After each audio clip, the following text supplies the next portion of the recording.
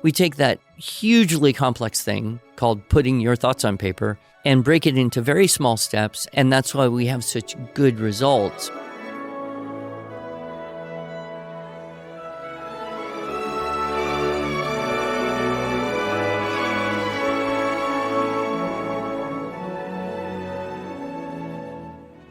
Hello, and welcome to the Arts of Language podcast with Andrew Pudewa, founder of the Institute for Excellence in Writing, or as many like to say, IEW. My name is Julie Walker, and I'm honored to serve Andrew and IEW as the Chief Marketing Officer. Our goal is to equip teachers and teaching parents with methods and materials which will aid them in training their students to become confident and competent communicators and thinkers.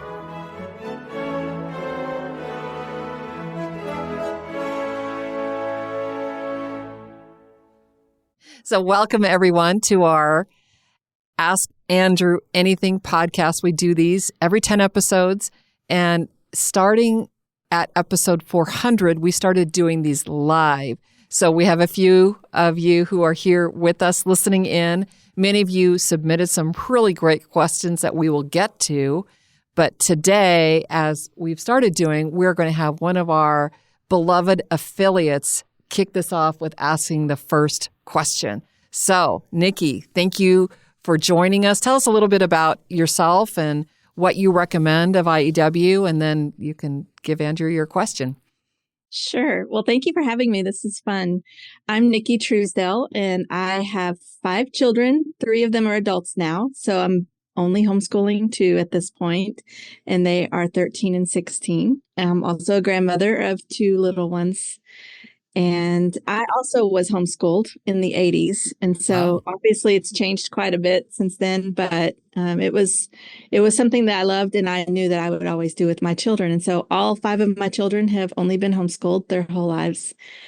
And as far as IEW goes, I love structure and style and fix-it grammar. My kids do too. In fact, when my daughter just recently finished her fix-it grammar, she immediately asked for a new one. So that's a really... Who does that? Who asks for more grammar, right? He said, I really like this grammar, Mom. So anyway, both of my 2 youngest kids that are still schooling have done structure and style, and now they are in the U.S. history-based writing lessons. So we're really enjoying that. Great. Okay, and your question for Andrew so my question is something that I get a lot from other people, and that is, how much grammar and writing do you think is necessary throughout K-12, all the years of a child's schooling? So I usually answer that question with a comparison to music education, right? How much music should you have? The answer is clearly not 0, and it's a little bit like money in the bank. The more you practice, the more you study, the more you do it, the greater the benefits. And I think the benefits go up, almost maybe not exponentially, but they go up significantly, kind of like interest will accumulate. Mm-hmm. So the more, reading, writing, speaking, listening, thinking that you do, the better you're going to be at all of those things.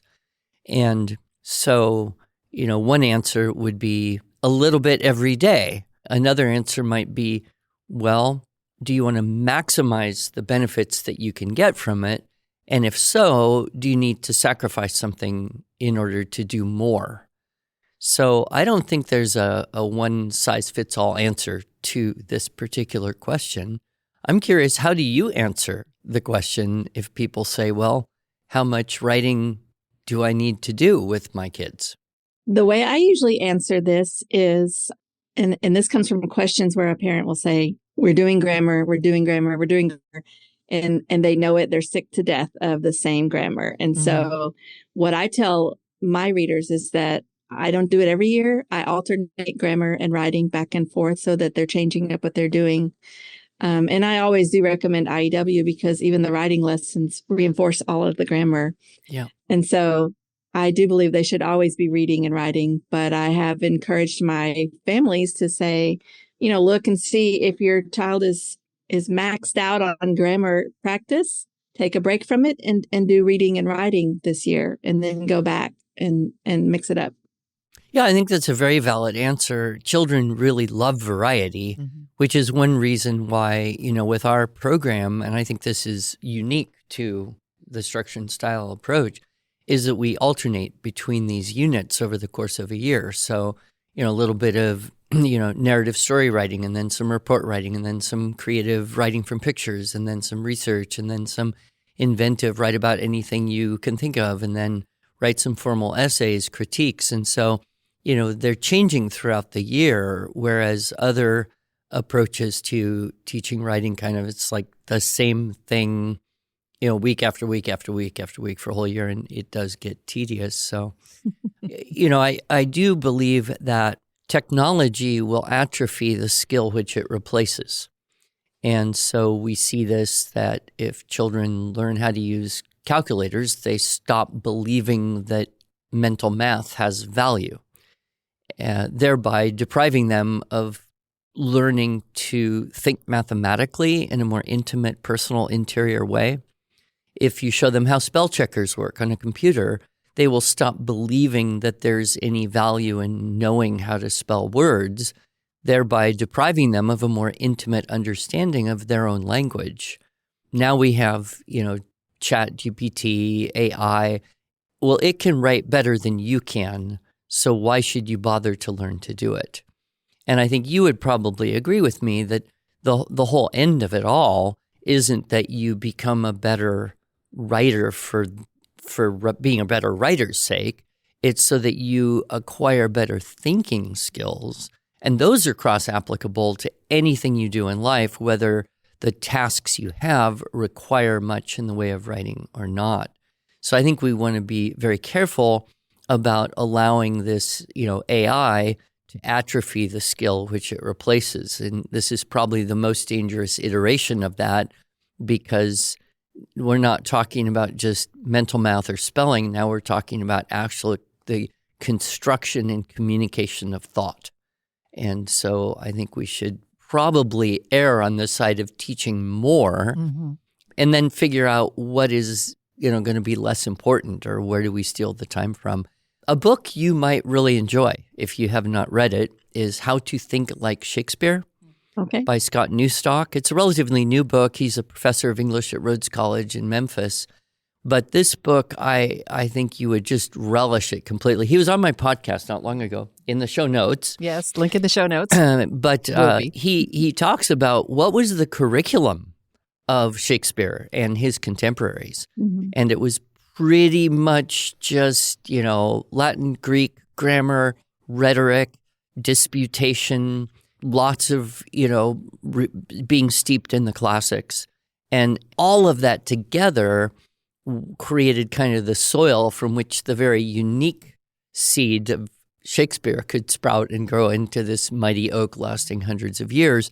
But other people were educated in that same way. So I think we want to be very careful that we don't lose those fundamentals of being able to collect up, organize, present, reflect, analyze on ideas in favor of flashy stuff that isn't actually affecting cognitive development in the same way. I'm just going to add a little bit to this, Nicki, and specifically about grammar. That is something that, as you mentioned, we've got our Fix It Grammar program, but you'll notice there's only 6 years of Fix It Grammar, only 6 levels. But we start very, very basic. Noun. What is a noun? And we go all the way up to, if students are going through level 6 of Fix It Grammar. What do I say? They know more grammar than 99.9999999% of all English-speaking people on earth. The other thing I like to mention is that grammar is not really a science, in that here's a set of information and you can learn it all and know it all and spit it all out. Grammar is an art, and language changes over time. And so, again, kind of like music, how much do you need to know? Well, there's no answer to that question. You could study grammar your entire life if you were called to that type of thing. I don't think most of us are, but it certainly is nice to have mastery of something whether it's an art like music or a sport or dance or understanding the structure of the language you speak. Yes.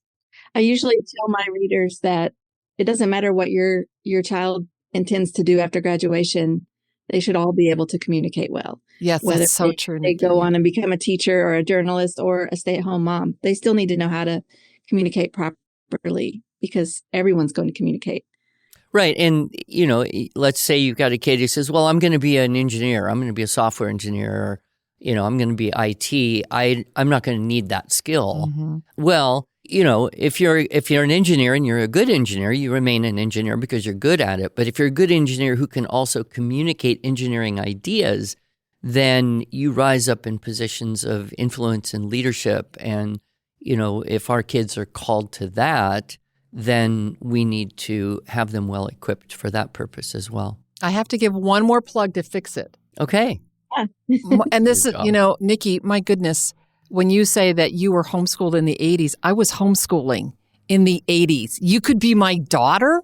That's crazy. But we didn't have Fix It grammar at that time. Nope. In the 80s when I started homeschooling my kids.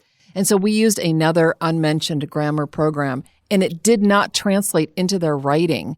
And that's one thing that we love about Fix It is over and over again, we hear that it translates into their writing. And so that would be the argument for considering doing it both at the same time so that they can apply what they've learned in Fix It to their writing assignments. So great question. Thank you so much for being an affiliate for us. Yeah, thanks for joining us today. And hopefully we'll meet up on the convention circuit at some point. We will. Yeah, we're going to meet up in Oklahoma next month. So excellent. That's awesome. Oh, good. That's great. Yeah, she's from Texas. She hails from Texas. Good. And Nicki has written a book, Anyone Can Homeschool. I love that title. We talk about that. Yeah. And sometimes, and one of our questions was, how do I do what it is you want me to do if my kids are in school? And so sometimes we will say, everyone homeschools, just some of us do it full time, right? Because parents who want to be involved in their parents' education, they're going to be supplementing to a certain extent. And that's a real need too. Well, thank you. Thank you. Thank you. Let me get to some of the other questions, Andrew. They're all so good. All right. Megan from Los Alamos, New Mexico. Alamos. Okay. She says that she wants to teach Introduction to Public Speaking to middle schoolers at her co-op. Okay. And they meet once a week. How do you recommend she schedule the time? Do you think it'd be possible to finish the course in 12 weeks as written, or does she need a little bit more extra time? Well, my experience with co-ops and groups like that is that the periods are generally fairly short, 45 to 60 minutes. And our videos are longer than that. Mm-hmm. So one option would be have the kids watch the video at home, and then you've got all that class time to answer questions, talk about it, and let the kids give speeches to each other. Yep. I think that would be one good way to do it, but you would have the problem of some kids not watching it at home and then showing up anyway. Another option is that she could watch it herself and then try to represent that in somewhat abbreviated fashion. Be me, steal the jokes, I don't mind, and try to, squeeze it into that time period, but you're still going to have a limited amount of time for kids to give speeches to each other. I would think that a semester in a co-op might be more than 12 weeks. Yep.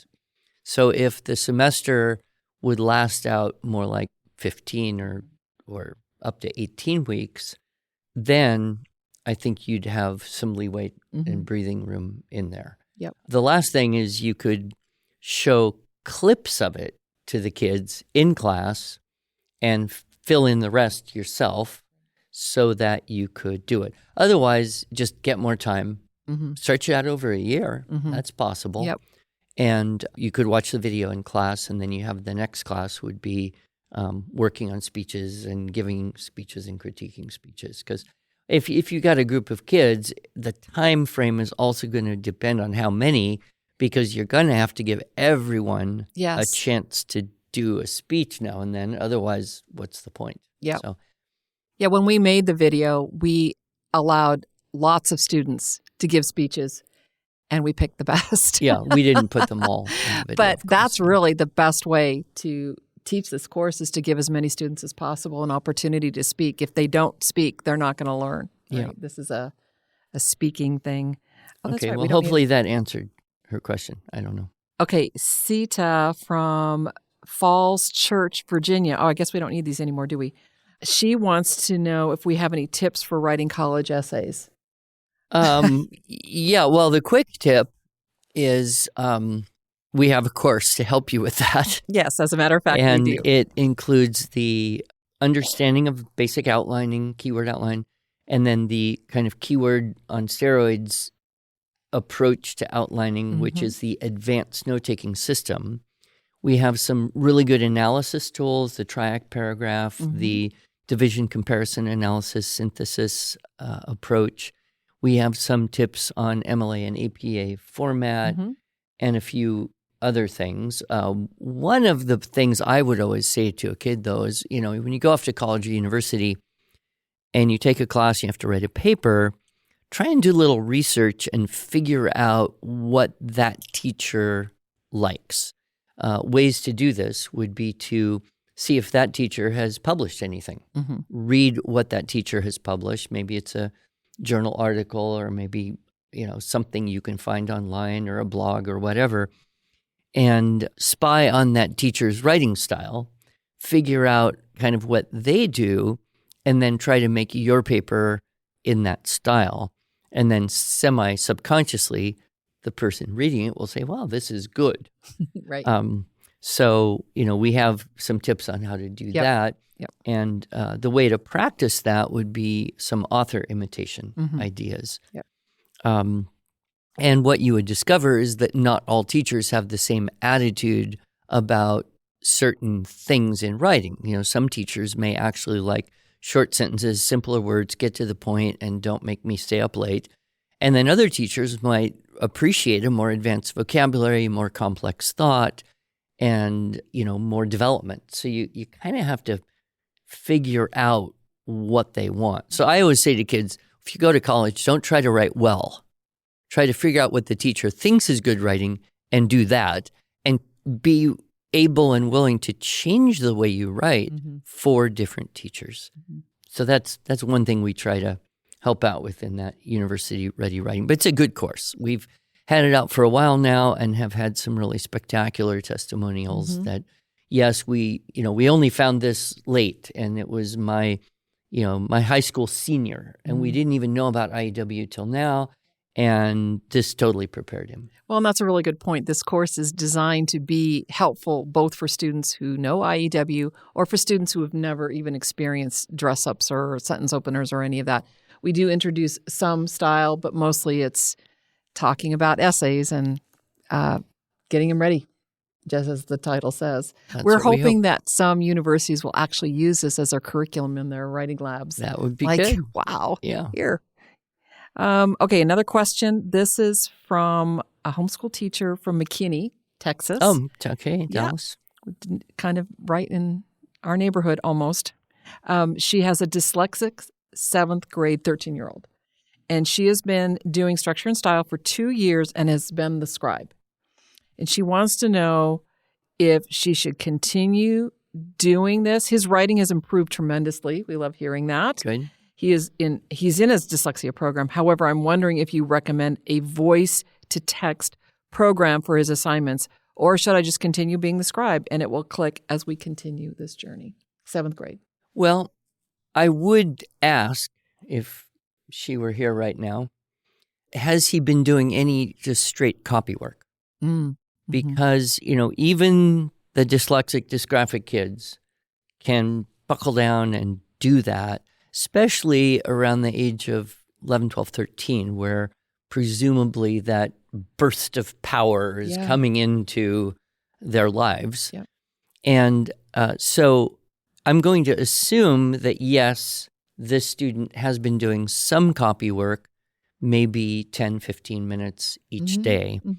And so then the next step in this process is he does an IEW assignment, he dictates to you, and you write it down. I would recommend on a large whiteboard so that he sees what he's saying going into text on a large whiteboard, and he can see and read what he just said.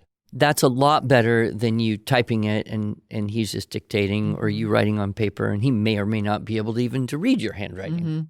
But if it's going on a large whiteboard, then the next step would be to have him copy on paper what he dictated and can see on the whiteboard.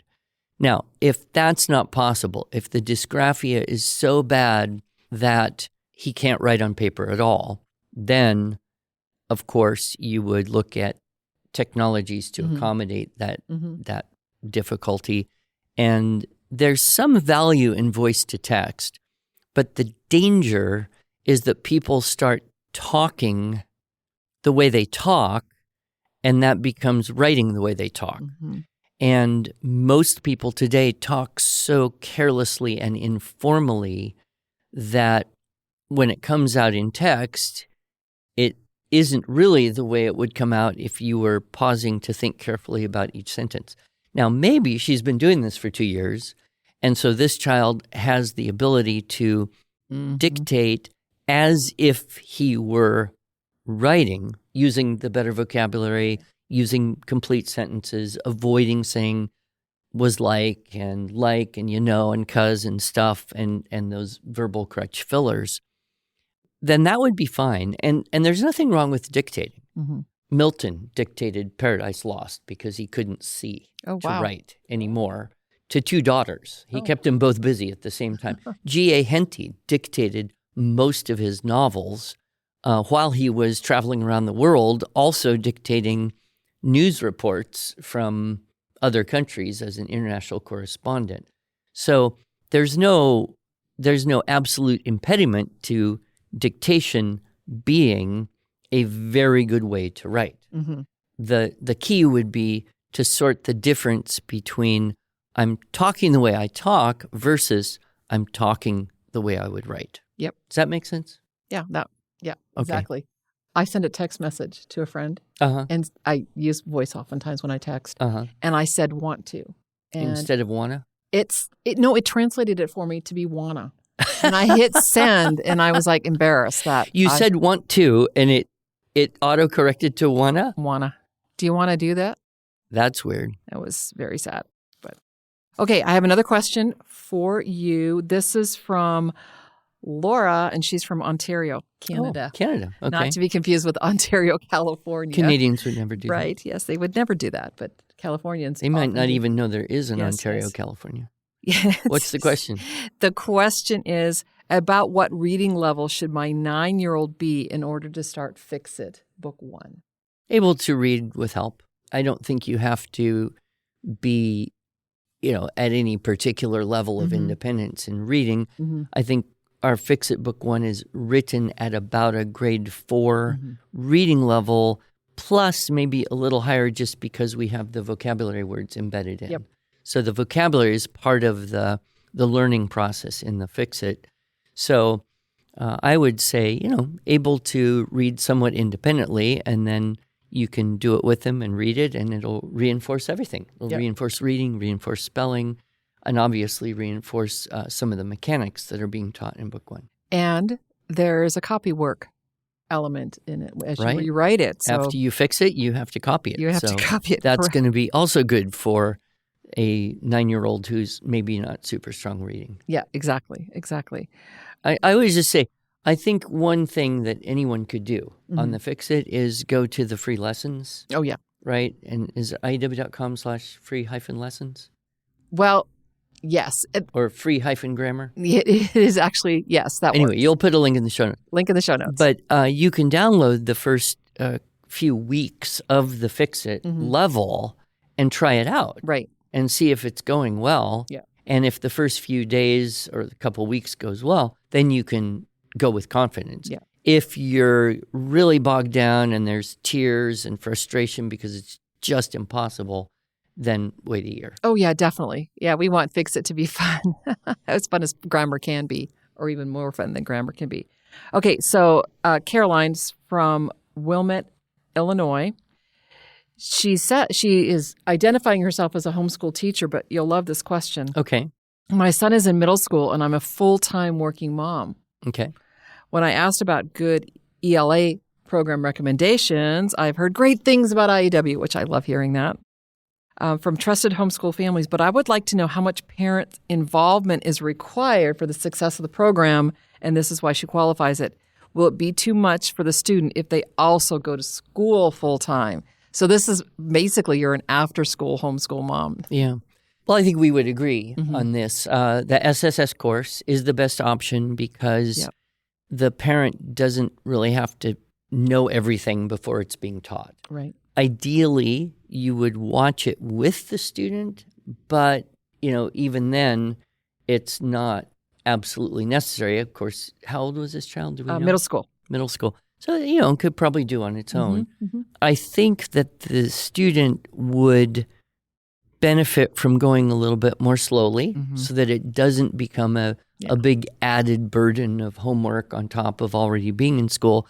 The upside is that these are the things that this child will learn, the keyword outlines, the story sequence chart, the topic clincher paragraph, the dress ups and openers, all of that, it's going to be like secret weapons that no one else in his school is likely to have. Yep.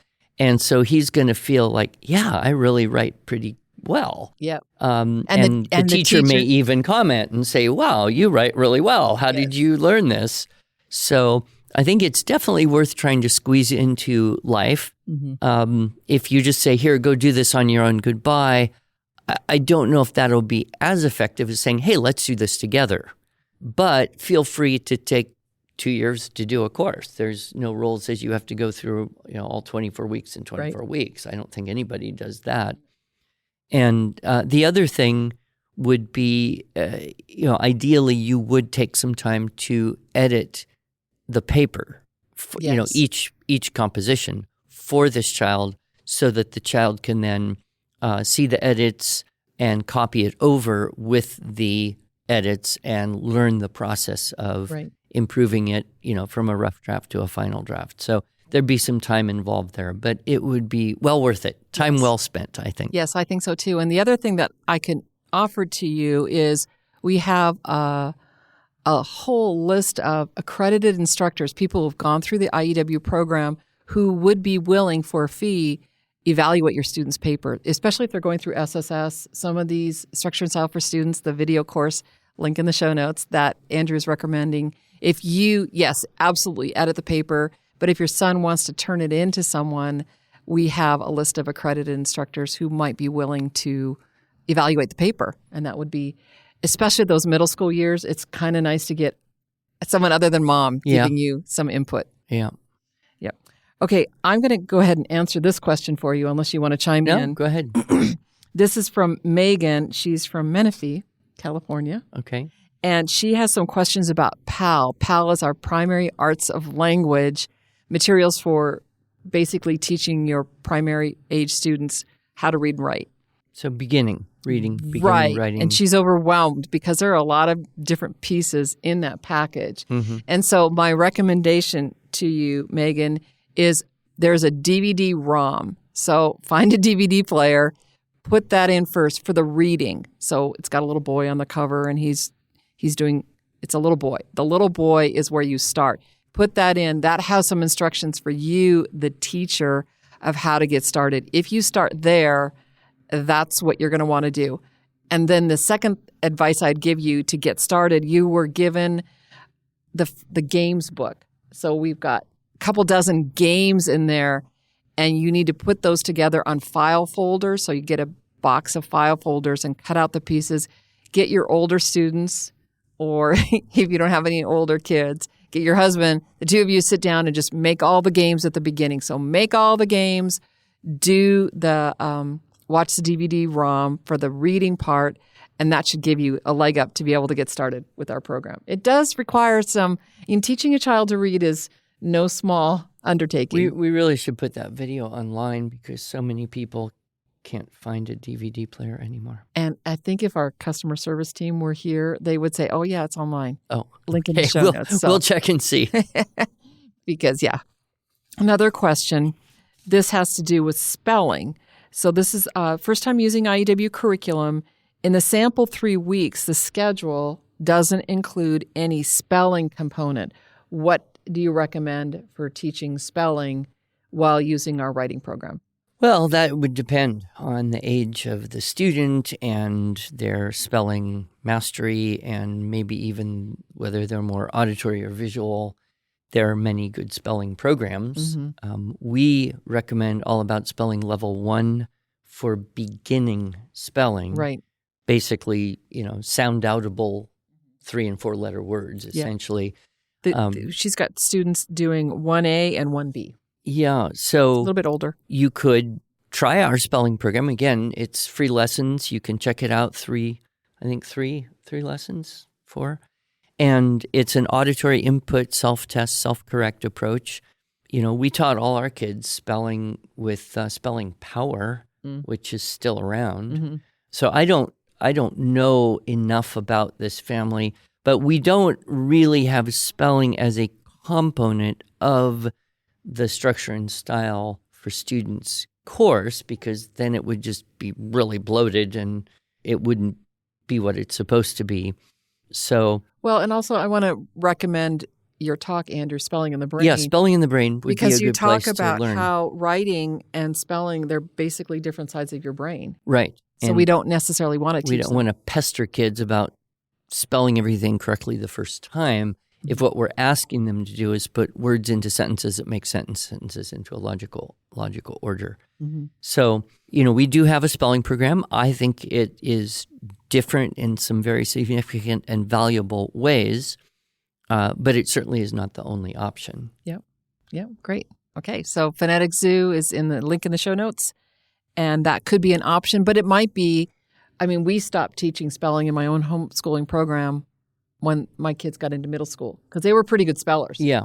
So the other thing I would reiterate, and I've been thinking about this a lot, even since we made the structure and style, but the power of copywork to create an attention to detail and even to help with spelling. In fact, I think when copywork was kind of a norm for first, second, third grade kids in schools, they learned to spell a lot through just copywork every day. And as that got eliminated from schools, they had to kind of replace it with all these worksheets and workbooks and things that I'm not sure they are anymore, and they're possibly less effective. Right. So I think, especially for a A-level student, in addition to doing the structure and style video, 15 minutes a day of copying, whatever you like, scripture, poetry, great literature, jokes, whatever. But when you copy a word and you copy a sentence, you're having to pay attention to the spelling of those words. Yes. So it's just a little daily exercise that builds those spelling synapses. Yep. And that curriculum would be pretty inexpensive too. Paper is what you need. And a library card. Actually, you wouldn't even need paper if you did it like they used to 150 years ago on a slate. Okay, another question. Okay. From Rhonda. She's from El Cajon. We have a lot of Californians. I just got back from California visiting there. Andrew and I both hail from California.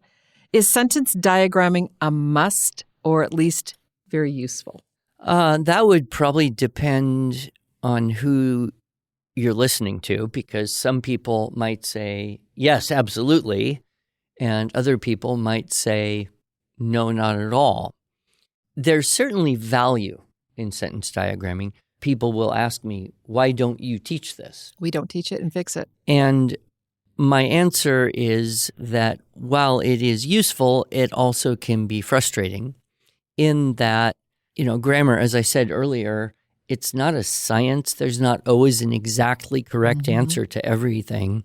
And you could study sentence diagramming for years, and I could throw you a 5-word sentence that would defy being diagrammed consistently in the same way by everybody, even experts. So that's part of the problem. It's a fuzzy thing. But I know people who learned it and are profoundly grateful because it gives you a big sense of the structure.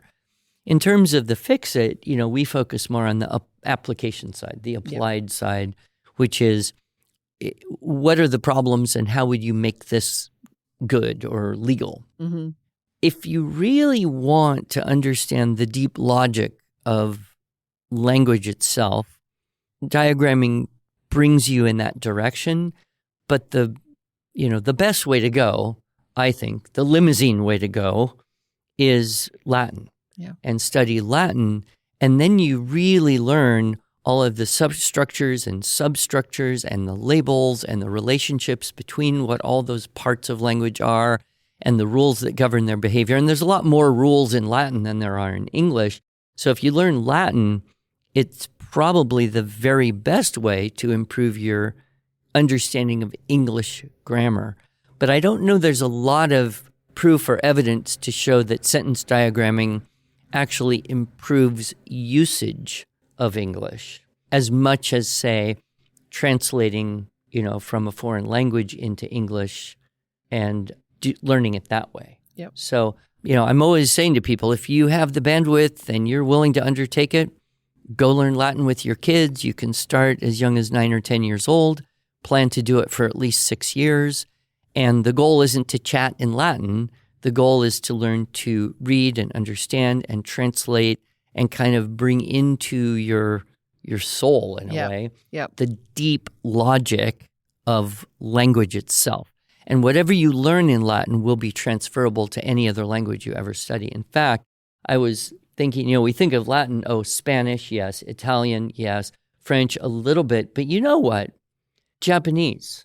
Really? If you wanted to learn Japanese and you had studied Latin for several years, you would get Japanese grammar a lot quicker. Interesting. It would all make very good sense. Oh, and there's some even similarities between Japanese and Latin, like the verb coming at the end of a sentence and stuff like that. So I would say if you possibly are brave enough, do Latin and don't worry so much about sentence diagramming, and it would be probably a gain, a net gain. One thing that, we are constantly asking ourselves here at IEW and on my team in particular, probably everyone, is this the best use of your time? And always is the question. And if you're not asking that question, then you should be. Is this the best use of your time? Well, and could you be doing other things? Adjunct with this is this causing or likely to cause excessive frustration? Yeah. I mean, you can be a little annoyed at having to do something, and that's okay. But if you open that book and you just are always overwhelmed, frustrated, and confused, well, pretty soon you're just not going to want to ever open that book again. And then life becomes about how do you avoid ever having to do that. And, if I meet a 12-year-old kid who says, I hate English grammar, that only means I've been taught badly. Yeah. Right? And that can be fixed. Yeah. Yeah. Pun intended?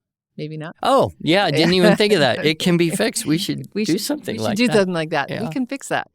I learned to diagram sentences as an adult, and I enjoyed it very much because that was it was a puzzle. Yeah. I wasn't required to do it. So maybe that's the right time to learn diagramming. I once saw a diagram of the first sentence of the Declaration of Independence, which is 72 words long. It was amusing. Yes. But I did think, there's more than one way you could do that. But I'm not an expert, so I'm not going to challenge it. Neither am I. Yep. Okay, this is a fun question. This is from Leah from Illinois, Mattoon, Illinois. She's a retired homeschool mom. I'm going to change your title. You are homeschool mom emeritus. Emeritus. Yeah, yes, okay. that's it. That sounds much more fancy. Whose children are thriving in college, but I cannot get IEW out of my mind. Uh-oh. I love everything about IEW and plan on doing the teacher training again this summer, which is so awesome. Yeah. My problem is I don't want to know what I'm going to do with it. I have never taught anyone besides my own children. What advice or support can you give as I move forward as an empty nester, wanting to make an impact in this world using IEW? Yeah, start a cottage school. Yeah. Just find half a dozen kids. And if your grandchildren aren't there yet or old enough, then find somebody else's kids. Offer. Just say, hey, I'm going to teach a writing class using IEW. It'll be 2 hours. Pick your day and time and put the word out. And I'd bet pretty good money that you can get as many students as you want in a group and just try one little group, 6 kids, 8 kids, and use one of our programs, either a video course where you can watch me and then reteach it live to the kids, or one of the theme-based writing lesson books. People are doing this all over the place. And, the fact that you want to go through that certification process again indicates, that you'll be well qualified. Yep. So there's a great need. A lot of parents are now homeschooling not because it's the most exciting thing they can think of to do with their life. They're homeschooling because there aren't very many other good options or no other good options. And they are looking for help. They're looking for people like you to say, hey, I'll teach writing. Hey, I'll tutor reading kids. Hey, I'll do a science workshop, or hey, we'll do a book club. And giving that external accountability for their children is a real service.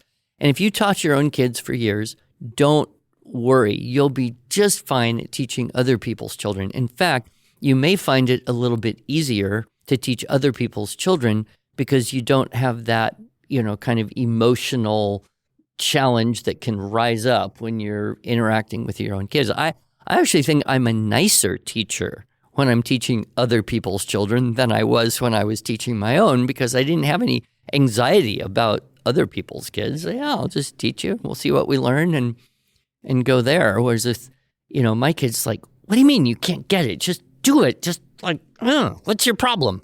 Yeah. And I don't want that to creep in. So I think you'll have a great time, and let us know what we can do to support you in that in any way. Yeah. Can we answer Cindy's question real quick there?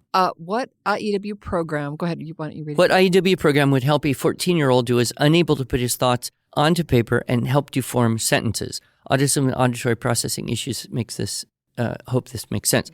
Doesn't, I would say go with the SSS 1A for a child, even though he's 14, download the free lessons and try it out. Yep. But when I hear that type of comment, the flag for me is put his thoughts onto paper. Right. And that's the problem of overwhelm. Yeah. I have to find an idea. I have to mentally speak it into existence. I have to hold that idea in my mind long enough to then go wrestle the technical information of how to make letters and spell words and write sentences and get that down, and then go to the next idea in a sequence, but I forgot everything, and there's a breakdown. That's why with our approach, Cindy, you would find, if you haven't learned this already about how we do things, is we don't ask students to begin by putting their own thoughts on paper. We give them the thoughts and ask them to reconstruct those thoughts in a process involving outlines, telling it back, and then putting it on paper. So we take that hugely complex thing called putting your thoughts on paper and break it into very small steps and teach it in small steps over a longer period of time. And that's why we have such good results with kids who are overwhelmed by the process, either because of diagnosed issues or just hate doing it because they never know what to do. So I'd say give that a shot. If you can, Cindy, try to watch our Teaching Writing Structure and Style seminar, in preparation or in conjunction with using the SSS course, because the more you understand it, the more you're going to be able to assist with every little step along the way. And anywhere you are into that, we've got people on our team who have a lot of experience with kids who have spectrum and auditory processing and or dyslexia, dysgraphia issues. Good.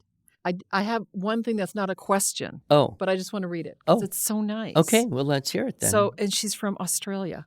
Australia, great. So Melissa says, I want to let Andrew know how much my children love watching him.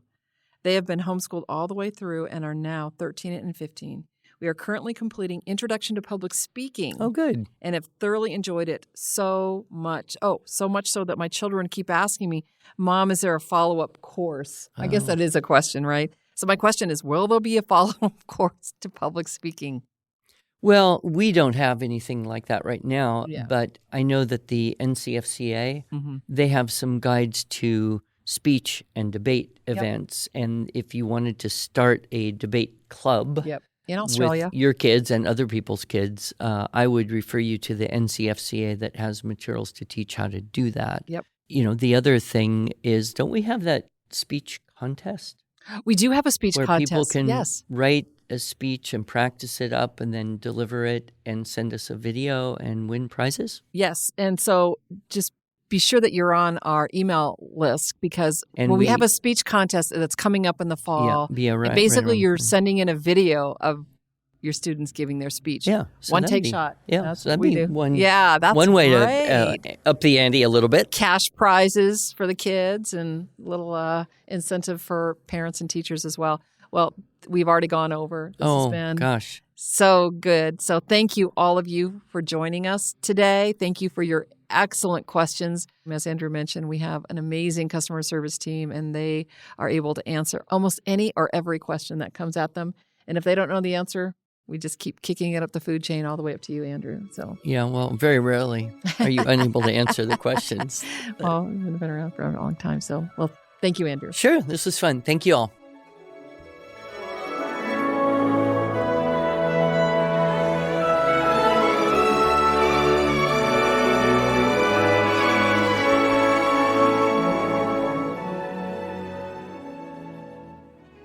Thanks so much for joining us. If you enjoyed this episode and want to hear more, please subscribe to our podcast in iTunes, Stitcher, or Spotify, or just visit us each week at iew.com/podcasts. Here you can also find show notes and relevant links from today's broadcast. One last thing, would you mind going to iTunes to rate and review our podcast? This really helps other smart, caring listeners like you find us. Thanks so much.